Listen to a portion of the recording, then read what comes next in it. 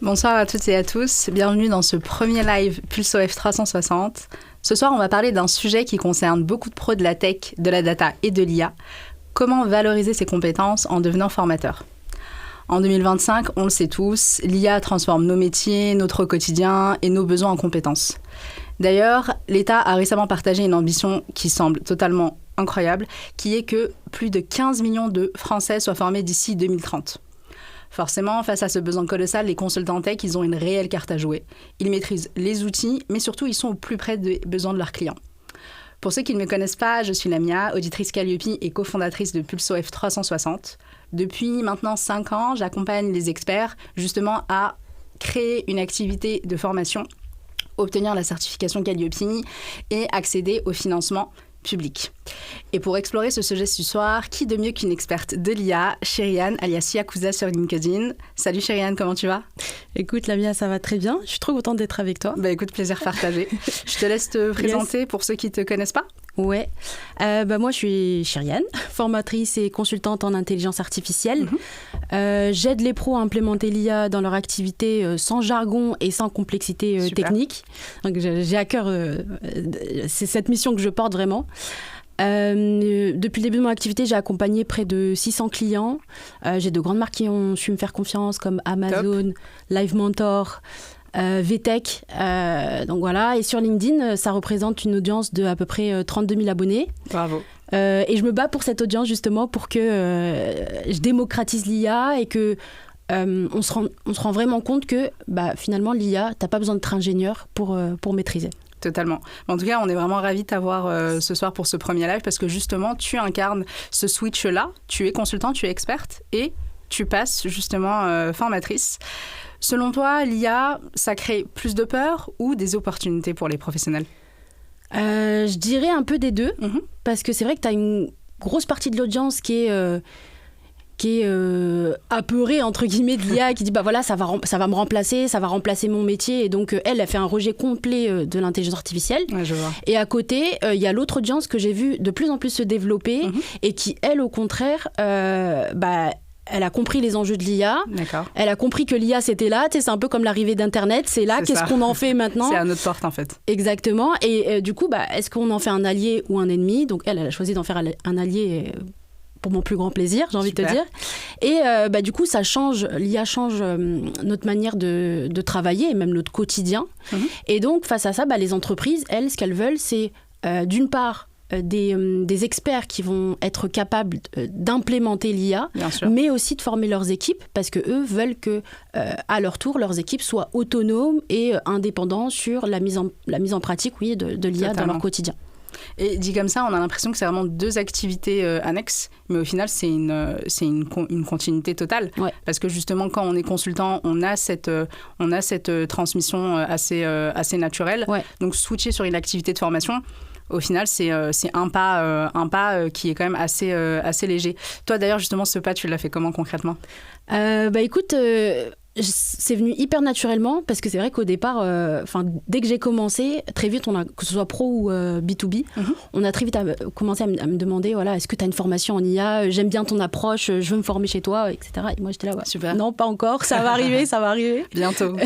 On en parle tout à l'heure. Et c'est vrai qu'en fait, de toute façon, en tant que consultante et en prestation de service, en fait, tu fais déjà de la formation indirectement. Sans le savoir au final. Ouais, c'est ça, parce que tu implémentes des outils, tu implémentes des solutions. Et donc, il va falloir expliquer quel outil tu as utilisé, pourquoi, comment. Donc, au final, la formation, pour moi, c'est vraiment une suite logique du consulting. C'est clair qu'en fait, la passation, elle fait partie intégrante du métier de consulting. Ouais. Donc, au final, comme tu as dit, c'est une suite logique. Et justement, cette suite logique, toi, comment tu l'as appréhendée en termes de structuration ? En termes d'étapes, est-ce que justement tu t'es plutôt partie justement du besoin de tes missions ou justement tu as plutôt essayé de suivre les tendances ? Comment t'as approché la chose ? Forcément, tu pars d'un besoin sur le terrain parce que tu te rends compte que déjà, quand tu vas à la rencontre des gens, déjà, ils te réclament d'être formé. Et puis ensuite, selon les secteurs d'activité, tu as forcément... en fait, à chaque fois, tu as une offre qui peut se calquer à chaque secteur et à chaque besoin parce que tous les besoins ne sont pas pareils. Totalement. Et si on revient sur la typologie de public qui te sollicite justement pour former, est-ce que tu peux nous en dire plus ? Quelles sont les personnes qui te sollicitent ? Tu vois, souvent on pense que c'est la Gen Z qui veut se former à l'IA. Et pas du tout. Okay. C'est plutôt, moi je suis plutôt sur une typologie de personnes qui ont entre 35 et 55 ans. Okay. Et justement, eux veulent rester compétitifs face à la Gen Z. Et la Gen Z, elle, elle a tendance à s'auto-former, être en autodidacte. Okay. Et elle ne se forme pas toujours de la bonne manière. D'accord. Donc, cette typologie de clients-là, elle se dit, moi, il faut absolument que je me forme pour ne pas rater le train de l'IA. Et après, en termes de secteur d'activité, vraiment, c'est tellement varié. Ça part du restaurateur du coin à l'expert comptable, enfin vraiment, t'as de tout, parce qu'au final, tu peux implémenter de l'IA partout. Je veux dire, même un plombier, il peut mettre de l'IA dans son activité. Donc la demande, elle est juste hyper vaste. C'est super intéressant ce que tu dis, parce qu'effectivement, on a tendance à croire que l'IA, au final, se cantonne à certains secteurs. Ouais. Donc vraiment, pour les consultants qui souhaitent switcher justement sur cette activité, il faut vraiment avoir un œil ouvert, ne pas se mettre d'œillères. Et surtout, essayer vraiment d'aller chercher les besoins en étant au plus près du terrain. Et justement, avec cette multiplicité de publics, c'est quoi les réelles opportunités pour les consultants qui veulent devenir formateurs dans le domaine de la data, l'IA, etc. Là, pour le coup, il y a vraiment un boulevard. Mais vraiment, le boulevard, tu confirmes, il est là, il faut y aller foncer. C'est pas un mythe. Non, il y a clairement un boulevard. Et tu vois, on parle souvent de switch de consultant à la formation.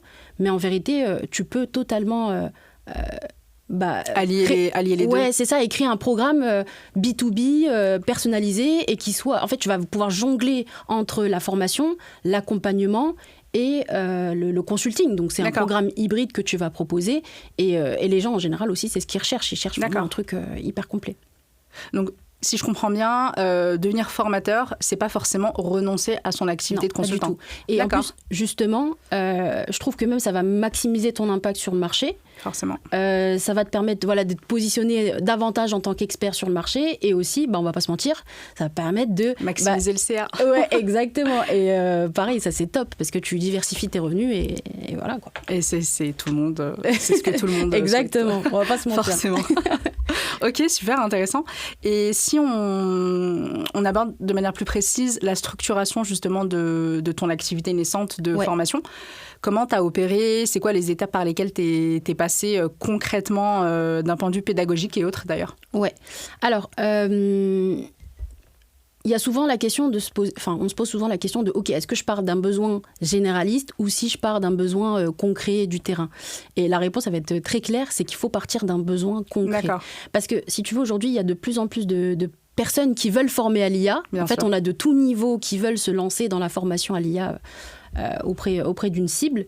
Et du coup, si tu es hyper généraliste, déjà, tu ne vas pas rentrer dans la connaissance, tu vas pas rentrer dans la technique, tu ne vas pas approfondir les compétences. D'accord. Et deuxièmement, en fait, tu vas juste te fondre dans la masse et tu ne vas pas pouvoir, entre guillemets, sortir du lot.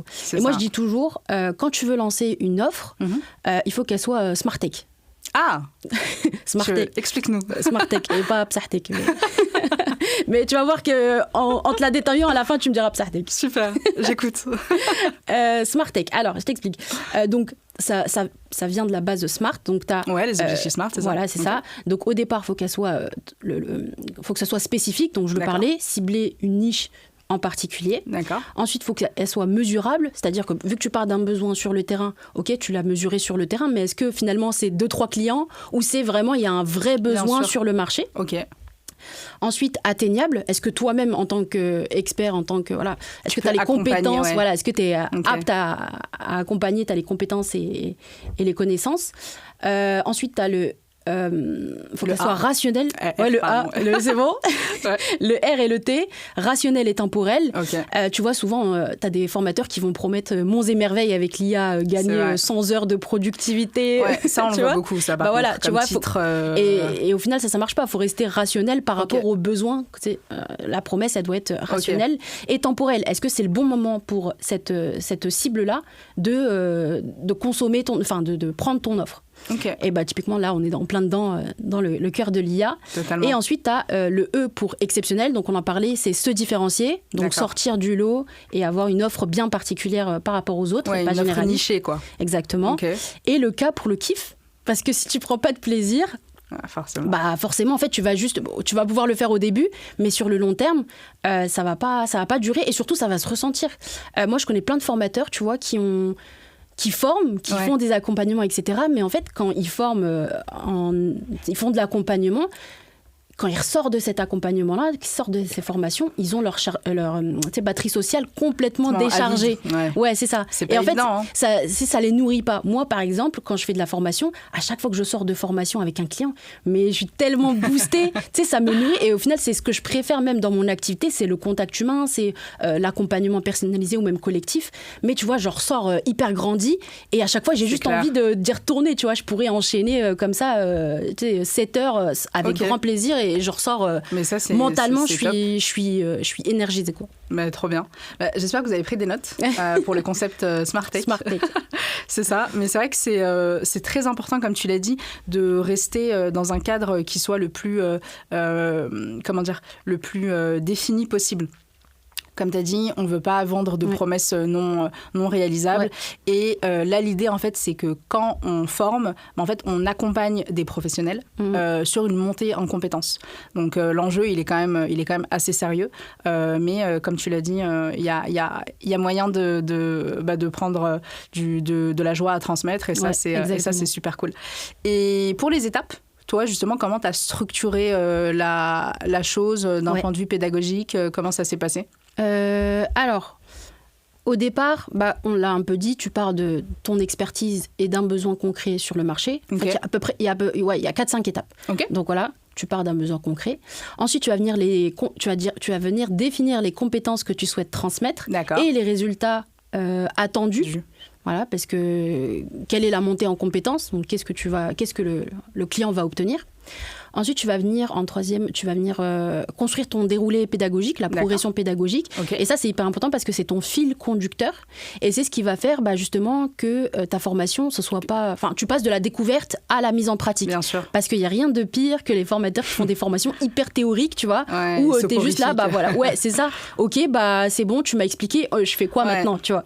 Et ça, c'est le pire. Et les gens veulent, et c'est ce qui fait aussi la différence sur le marché, les gens veulent pouvoir appliquer tout de suite derrière avoir des résultats concrets. C'est l'objectif, en fait. C'est vrai que l'objectif, comme tu as dit, c'est pas une simple transmission, c'est ce qu'on appelle les formations descendantes. Ouais. Mais l'idée, en fait, c'est que justement, les apprenants en face puissent acquérir la compétence que toi, tu auras définie en amont. Exactement. Et tu vois, on enchaîne tout de suite on rebondit avec la 4e étape qui est l'évaluation. Parce que, pareil, tu vois, il y a tellement de formations. Les gens aussi achètent tellement de formations qui ne consomment pas. Il y a ça aussi qu'il faut souligner. Ça, c'est problématique, effectivement. Et du coup, tu vois, tu as la pierre angulaire au final qui est l'évaluation. Comment tu contrôles en fait que les gens ont monté grâce à toi, ont monté en compétences et que tu as vraiment répondu à leurs besoins. Donc, je dirais, c'est le suivi et l'évaluation en 4e. Super. Et après, tu as la 5e étape qui est tout ce qui est Calliope, tout ce qui est administratif, réglementation, etc. Tu vois, là, typiquement, là, je vous ai complètement délégué le truc. Je me suis dit... Tu nous as confié le bébé. Ouais, c'est ça. Et déjà, c'est pas mon métier. Franchement, c'est pas fait pour moi. De plus, je sais que ça va me prendre énormément d'énergie. Et businessment parlant, j'ai pas envie de mettre mon énergie dans ça. Et c'est compréhensible, ouais. Ouais, et puis je vous fais confiance les yeux fermés, tu vois. Écoute, merci pour ta confiance. Avec plaisir. Et tu vois, cette énergie-là, justement, je préfère totalement la mettre dans la construction, dans l'élaboration de ma formation pour qu'elle soit encore plus quali que, tu vois, aller perdre mon énergie à gauche, à droite. Ouais, clairement. Et sincèrement, t'as totalement bien fait. Ceux qui nous regardent, n'hésitez pas à déléguer. Nous, notre objectif au sein de Pulso F360, c'est que vous vous concentriez sur ce que vous faites de mieux, sur votre zone de génie, qui est former et transmettre. Justement, rapidement, nous, nos étapes de notre côté, quelles sont-elles? On vous accompagne pour structurer votre activité de A à Z avec, bien entendu, le premier step qui est l'obtention du numéro NDA. Donc, ce numéro, ça fait de vous un organisme de formation à part entière. On enchaîne bien entendu sur l'obtention de la certification Calliope pour que vos formations soient officiellement éligibles au financement public. Et surtout, on termine avec la dernière démarche et non des moindres, boucler en fait l'éligibilité aux différents financements que vous souhaitez cibler. Parce qu'il faut savoir que selon le type de professionnel que vous souhaitez former, les types de financement sont différents. Donc nous, vraiment, notre objectif, c'est de vous soulager sur toute cette partie-là. Et on a l'expertise pour, étant moi-même auditrice Calliope et experte des différents types de financement professionnel. Merci beaucoup, Chériane, pour ton énergie. C'était vraiment super intéressant. Ouais. On retient justement 3 points forts, si je puis dire, de cet échange. L'idée, c'est vraiment de comprendre que vous, consultant tech, vous avez cette expertise à transmettre et que vous êtes déjà dans cette posture, en fait. Donc l'idée, c'est simplement oui. d'aller justement chercher de respecter les clous réglementaires de la formation professionnelle en France. Le deuxième point, c'est justement d'aller chercher tous les besoins du terrain et de vous y confronter pour proposer une offre de formation qui soit la plus qualitative possible.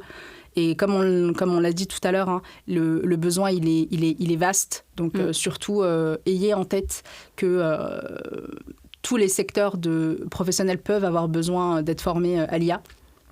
Et pour finir, bien entendu, étape incontournable, qui est de construire une formation qui soit, d'un point de vue pédagogique, la plus pertinente possible, en ayant toujours en tête que ce qui fera la différence, c'est comment vous accompagnez les apprenants à monter en compétences. Parce que l'objectif, c'est bien ça, c'est d'acquérir de nouvelles compétences qui pourront être déployées dans leur quotidien professionnel. Chériane, est-ce que tu veux nous dire un mot sur ta formation, justement ? Ouais, bah écoute, alors déjà, ça fait 3 ans que je dis que je vais sortir cette formation. Je suis infernale, vraiment. C'est bon, là, on est je pense que 3 ans, là, c'est pas mal, là, en termes d'attente, de teasing. Ça fait un beau bébé, je sais pas c'est quel animal, 3 ans de gestation, mais en tout cas, ça nous fait un beau bébé. J'espère qu'il sera bien un bon kilo, le bébé. Personnellement, je suis pas inquiète. En fait, c'est ça. Et je pense que j'ai eu j'ai toujours d'ailleurs le syndrome de la bonne élève. Je veux toujours que ce soit parfait. Donc à chaque fois je retardais, c'est pas pour le plaisir, hein, c'est parce qu'à chaque fois je voulais que ce soit encore meilleur. Et j'ai aussi un petit peu, on va pas se mentir, le syndrome aussi de l'imposteur. Et à un moment donné, je me suis posée, j'ai dit bon, ça fait 2-3 ans là, qu'est-ce qu'on fait ? Et je me suis posée, j'ai posé mon cerveau avec et j'ai trifouillé dedans et je me suis dit OK, qu'est-ce que j'ai là aujourd'hui en termes d'existant pour aller construire ma formation ? Et je me suis rendu compte que j'avais le contenu, la méthodologie, l'expérience terrain et les retours clients. Okay. Donc à partir du moment où tu as ça tout réuni, il n'y a plus qu'à en fait. Donc voilà, donc là je suis en train de construire la formation. Elle sortira, je dirais, normalement cette fois c'est la bonne, courant janvier, je dirais. Super. Trop bien. Et voilà. Pile pour partir sur une nouvelle année. Exactement, bonne résolution. Là, si vous avez de bonnes résolutions sur l'IA, ce sera le moment. C'est le moment que jamais. Exactement. En tout cas, je vais revenir rapidement sur un point que vient de dire Chériane et qui est très intéressant. Au final, vous, consultant tech, vous avez les briques entre les mains. Il suffit juste de les assembler pour justement opérer ce switch vers cette nouvelle activité qui, on le rappelle, est totalement en adéquation avec votre activité actuelle. Et l'idée, vraiment, c'est de concilier les deux. Hein. C'est de surtout pas laisser tomber votre activité de consultant. Ouais. Ce que je te propose, c'est qu'on passe aux questions. Ouais, carrément. Super. Je les ai, je te les pose ? Ouais, vas-y. Trop bien. Alors, première question, est-ce qu'un consultant freelance peut obtenir Calliope ? Donc ça, c'est, je pense, plutôt pour moi. Alors, bien entendu, la certification Calliope, elle n'est pas... elle n'est pas réservée à certains statuts. Hein. L'idée, c'est d'avoir un statut quel qu'il soit, donc micro-entrepreneur, SASU, etc. En partant de ce statut juridique, l'idée, c'est d'obtenir le numéro NDA sur votre entité. Donc, le numéro NDA s'appose sur votre entité existante. Et après, dans la foulée, c'est d'obtenir la certification Calliope. Donc ça, je le rappelle parce qu'on a souvent la question, lorsqu'on fait des rendez-vous clients, la certification Calliope, elle n'est pas apposée sur une formation de votre catalogue, mais en fait, c'est votre entité, votre organisme de formation qui est certifié. Et j'ai une petite... c'est une question et en même temps, c'est peut-être une affirmation. Je t'en prie, on est là pour ça. Mais je crois, parce que ça, j'ai toujours eu le doute, à partir du moment où tu fais de la formation, je crois que tu es obligé, que ce soit micro-entreprise, SASU, etc., tu es obligé d'avoir le numéro NDA. Totalement. C'est ça, hein? Totalement. Tu vois, c'était la question, le point d'interrogation. Eh bien, ouais, tu fais bien de soulever ce point. Donc, effectivement, l'activité de formation en France, elle est réglementée. Et elle est... la condition, en fait, c'est d'avoir ce fameux numéro NDA, donc qui veut dire numéro de déclaration d'activité. Sans ce numéro, vous ne pouvez pas réaliser de formation professionnelle à proprement parler. Ouais. Et je ne veux pas faire peur, mais j'ai vu passer des histoires où justement des formateurs se sont fait, entre guillemets, attraper. Oui. Parce qu'en fait, tu ne le sais pas. Il y a très peu de personnes qui le savent. Donc, Exactement. Ils se font un peu attraper parce que justement, ils déclarent qu'ils font de la formation. C'est ça. Et du coup, grosse amende. Mais genre, grosse amende. Parce que du coup, tu formes sans numéro sans être dans les clos réglementaires. Ouais, c'est ça. Donc, c'est hyper touchy et on ne le sait pas, en fait. C'est surtout ça, on ne le sait pas. Donc, je pense que c'est important aussi de communiquer là-dessus. Tu fais bien, ouais. Très important d'avoir le numéro NDA. Alors, une question pour toi, Chériane. Ouais. Qu'est-ce qui t'a motivée à passer de consultante à formatrice IA ? Je pense que j'en ai parlé tout à l'heure, c'est aussi le kiff. C'est que je me suis très vite rendu compte que, tu vois, au début, je faisais que de la prestation de service. D'accord. Et on m'a très vite sollicité pour aller animer des formations. D'accord. Donc là, je voyais que je prenais énormément de plaisir, que la transmission, tu sais, aussi...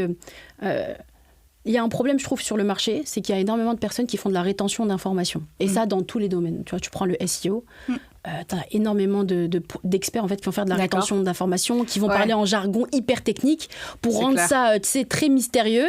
Et derrière, ils vont te le vendre hyper cher en mode, écoute, c'est trop compliqué pour toi. Tu vas rien comprendre. Si tu veux monter en compétence, il faut passer à la caisse. Exactement. Alors qu'en vrai, tu peux totalement, justement...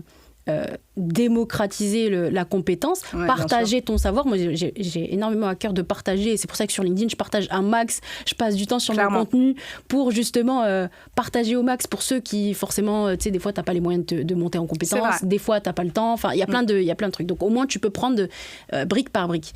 Et avec les entreprises, finalement, ça crée aussi une confiance, contrairement à ce qu'on pourrait croire, parce que tu peux te dire, le gars, il va prendre mes services, et si je le forme, en fait, il va être indépendant et donc il va plus avoir besoin de moi. D'accord. Sauf que vu que j'ai instauré la confiance et que je le forme, j'implémente, enfin je fais un peu de tout, lui, en plus l'IA, ça évolue à une vitesse folle. Dès qu'il va y avoir un autre besoin, c'est vers moi qu'il va venir. C'est vrai. Il va venir toquer à ma porte et dire Chériane, écoute, on aimerait voir ça ensemble, etc. Exactement. Alors que si tu es un simple exécutant, du coup, il peut aller voir n'importe qui, entre guillemets. Totalement. Il n'y a pas cette récurrence au final. Et je trouve que ce que tu dis, c'est super intéressant parce qu'au final, c'est vrai qu'il y a certains experts qui ont cette peur, fondée ou non, que quand on passe à la formation, au final, je vais peut-être former des potentiels concurrents. Oui, aussi. Mais tu sais que moi, ça m'est arrivé. J'ai formé énormément de personnes qui sont aujourd'hui consultants IA. Et avec grand plaisir. Et tu sais, moi, je les vois même pas comme mes concurrents. Au contraire. Tu as créé une communauté autour de toi. C'est ça. Et si tu peux... c'est-à-dire, si moi, je te donne ma compétence et que toi derrière tu peux en vivre et tu peux gagner ta croûte, mais avec grand plaisir, vas-y. Bien sûr, et je t'encourage même à le faire, tu vois. Donc et je pense que c'est important aussi de penser comme ça parce que la rétention d'informations, ça aide juste personne en fait. Donc, ça c'est indéniable. Mais surtout moi ce que je trouve intéressant quand tu passes sur la formation, c'est qu'en fait tout de suite tu te mets en posture d'expert. Ouais. En gros, tu montres en fait à ta cible, à ton public.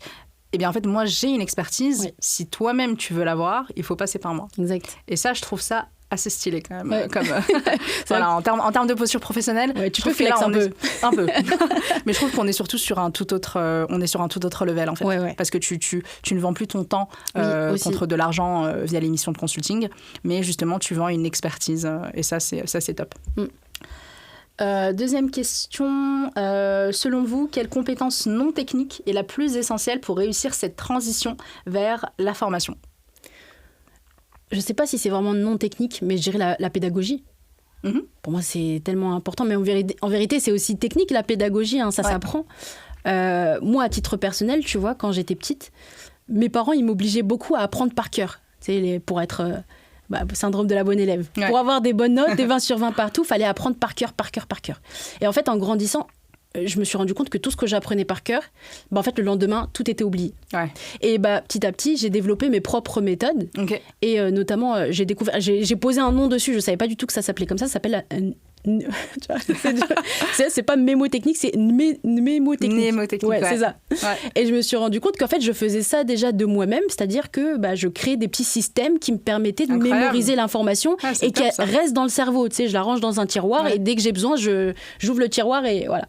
Et ça, il y a plein d'autres manières, tu vois.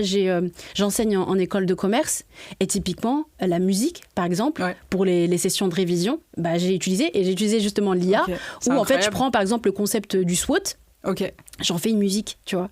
Et même moi, pour te dire, là je suis à deux doigts de te la chanter, tu vois. Parce que c'est dans la tête et ça rentre et au final tu maîtrises le savoir en fait. Ouais, c'est ça. Donc oui, je dirais la pédagogie, tu as tellement de manières de transmettre l'information et c'est surtout le nerf de la guerre, je dirais. Mais écoute, super intéressant. On en prend encore 2 ou 3. Alors, il y en a une que je trouve particulièrement intéressante et qui surtout peut intéresser l'audience. Comment identifier si ces compétences sont transmissibles et monétisables, selon toi? Mais toutes tes compétences sont transmissibles et monétisables. Je veux dire, aujourd'hui, il y a tout qui se vend. C'est vrai. On va pas citer des choses, mais il y a tout et n'importe quoi qui se vend aujourd'hui. Je suis totalement d'accord. Je sais pas... tu sais faire des crêpes, tu peux aller vendre une formation pour comment faire les meilleures crêpes du monde, tu vois. Je suis d'accord. Donc, mais au final, c'est ce que tu as dit tout à l'heure, toujours partir d'un besoin qui a été recensé sur le terrain lors des missions de consulting. Justement, quand vous êtes chez vos clients ou quand vous collaborez avec eux, l'idée, c'est vraiment de repérer là où le bas blesse, entre guillemets, pour les salariés. Totalement, voilà. Toujours partir de la douleur pour vraiment essayer de trouver la solution totalement et surtout avoir le raisonnement douleur, solution, compétence à acquérir. Exactement. Ça, c'est vraiment le trio gagnant, selon moi. On s'en prend encore 2, si ça te va. Allez, go. Super. Alors, peut-on former sans être certifié Calliope? Totalement. Ça, c'est toi. Celle-ci, elle dépend. Totalement, vous pouvez totalement former sans être certifié Calliope. La certification Calliope, aujourd'hui, elle est obligatoire pour accéder au financement public. Donc, si vous formez sans être certifié Calliope, vos clients, donc que ce soit les entreprises, les entrepreneurs, etc., vont devoir solliciter leurs propres fonds pour pouvoir financer leur formation qu'ils auront conclue avec vous. Une dernière qui est assez intéressante. Comment équilibrer le temps, son temps, entre les missions clients et les formations? Je suis en plein dedans, là. Je suis tellement en plein dedans. J'ai pas le meilleur rythme du monde. Hein. T'as vu, je suis arrivée aujourd'hui, je t'ai dit, je suis presque sous nuit blanche et tout, donc j'ai pas le meilleur rythme. Il y a un pli à prendre. Ouais, c'est ça. Mais en tout cas, pour s'organiser entre les missions, je dirais tout simplement, c'est ton agenda. Ton agenda et tu mets tout, c'est-à-dire de A à Z. Ton repas, tu le mets, ta séance de sport, tu la mets, tu mets tout. Très important, et tu te réserves vraiment des zones de travail. C'est-à-dire que si cette journée-là, c'est formation client, tu la mets formation client. Le lendemain, si tu as la matinée pour avancer sur ta formation, sur le déroulé pédagogique, tu le bloques. Vraiment, tu le bloques et tu le fais. Tu te réveilles le matin et c'est clair, c'est super important. Donc voilà. Mais après, moi, tu vois, pourquoi j'ai un rythme un peu décalé et j'essaie d'en sortir, mais c'est horrible parce que je suis beaucoup plus productive la nuit. Je suis un petit peu un papillon, mais malheureusement, le corps n'est pas fait pour vivre la nuit. Donc j'essaye, tu vois, de jongler entre je travaille de nuit et je travaille normalement comme tout le monde, quoi. Donc voilà. En tout cas, merci beaucoup Chériane. Avec plaisir. On te souhaite beaucoup de succès pour cette nouvelle activité. Vous aussi, en tant que formatrice. C'est un grand plaisir. N'hésitez pas à faire appel à Pulsoft 360 d'ailleurs. Merci beaucoup, plaisir partagé. Nous, on vous retrouve en 2026 pour justement de nouveaux lives, toujours consacrés à l'activité de formation professionnelle. On sera toujours et encore entouré d'experts de leur domaine pour justement vous accompagner à faire passer votre activité au niveau supérieur. N'hésitez pas à vous abonner au LinkedIn de Chériane, Chériane qui est derrière. De toute façon, elle est citée dans tous nos posts. Elle donne beaucoup d'astuces et vraiment, ses posts, pépites, haute valeur ajoutée. N'hésitez pas, bien sûr, à vous abonner à la page LinkedIn PulsoF 360 pour suivre notre actualité. On essaye vraiment de vulgariser un maximum de choses pour que justement on sorte de cette rétention d'informations qui pèse sur l'écosystème de la formation professionnelle, disons-le. On est totalement conscient de ça et c'est un de nos objectifs chez Pulso F360. Merci encore Chériane. Merci à toi. À très vite. À très vite. Merci à vous de nous avoir suivis pour ce live. Je vous souhaite une très bonne soirée. Prenez soin de vous. Très bonne soirée.